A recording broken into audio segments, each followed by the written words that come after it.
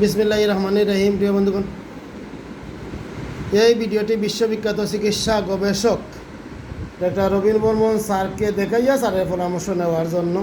তো doctor Rabin Barman sir এমন একজন ব্যক্তি যিনি হোমিওপ্যাথি যখন সারা বিশ্বে বুহা ডাক্তারদের কারণে হোমিওপ্যাথিতে টনিক প্যাটার্ন মাদার এইগুলা ঢুকে ঢুকে ঢুকে ঢুকে হোমিওপ্যাথি যখন অন্ধকারে ডুবেছিল, আসল হোমিওপ্যাথি হেনিম্যানের অর্গানন ভিত্তিক ষষ্ঠ সংস্করণের 50 মেলাসিমেল মেডিসিন ভিত্তিক হোমিওপ্যাথি যখন প্রায় বিলুপ্তির পথে ছিল সারা বিশ্বে, হোমিওপ্যাথি যখন অন্ধকারে ডুবেছিল, ঠিক সেই মুহূর্তে doctor Robin Barman sir original homeopathic ঔষধকে, অরিজিনাল হোমিওপ্যাথিক সিস্টেমকে, 50 মেলাসিমেল মেডিসিনকে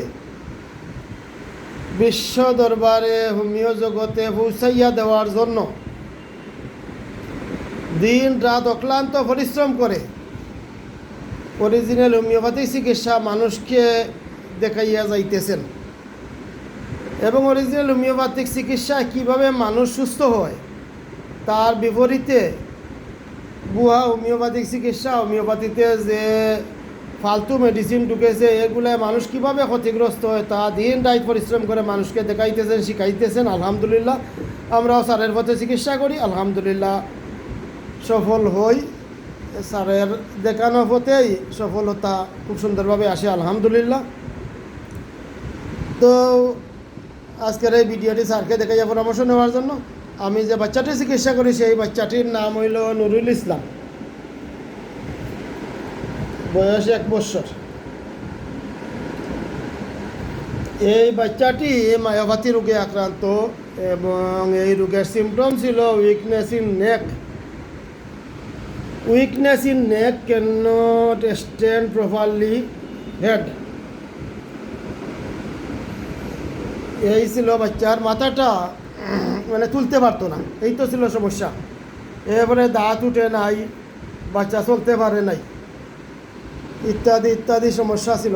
ঠিক আছে নি ভাই, একটু কথা হোক, আমি যেটা হয়েছি এরকমই তো? ঠিক আছে। আচ্ছা, এখন ঔষধ আমি দিয়েছিলাম সিমটোমেটিক, বাচ্চার অতিরিক্ত লালা পরে ইত্যাদি ইত্যাদি সিমটম দেখিয়া মার্কুরিয়া সল 50 মেলাসিমেল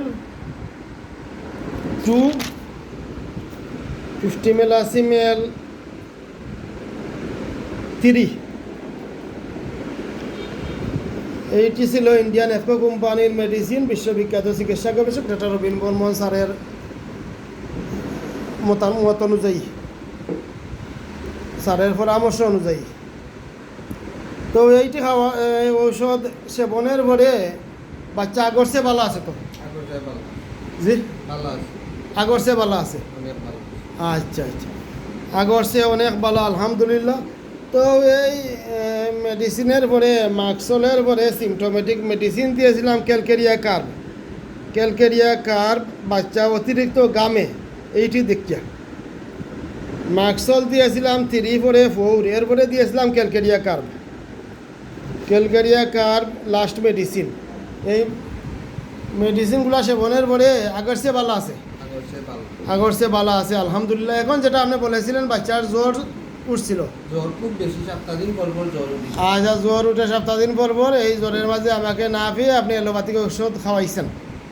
এলোপ্যাথিক ঔষধ খাওয়ার পরে জ্বর নামছে, কিন্তু বাচ্চার কানের গুড়ায় এই মামটা বাড়ি গেছে, কানের গুড়ায় গ্ল্যান্ড বাড়ি গেছে, শক্ত হয়ে গেছে।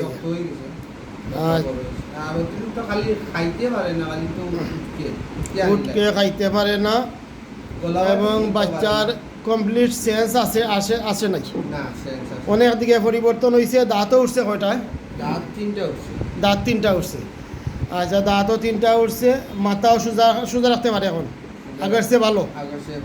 আচ্ছা আচ্ছা, এখন বাচ্চার সেন্স আসে নাই, তার সাথে ঘন ঘন জ্বর আসে, আর এই যে খানের গুড়ায় মামটা বাড়িয়া মানে শক্ত হইতাছে। এই অবস্থায় মেডিসিন দিতে হয়।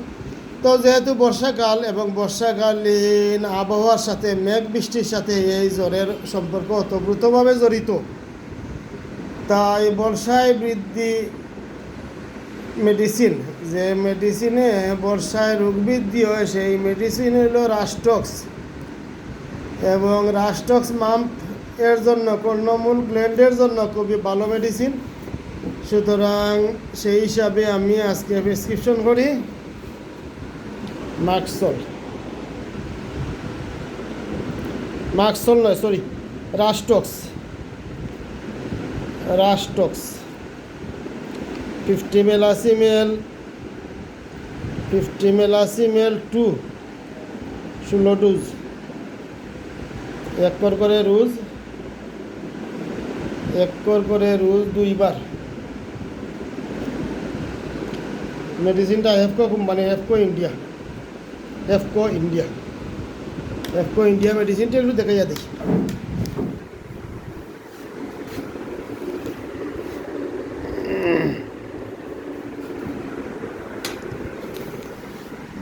এই হলো সেই রাস্টক্স এফকো ইন্ডিয়া।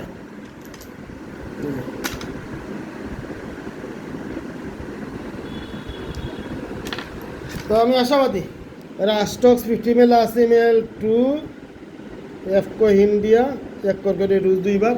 এই মেডিসিনে বাচ্চার এখনকার সমস্যা ঘন ঘন জ্বর আসে এবং কর্ণমূল ফুলিয়া পাথরের মতো শক্ত হয়ে আছে। এইটি দ্রুত কমে যাবে ইনশাল্লাহ।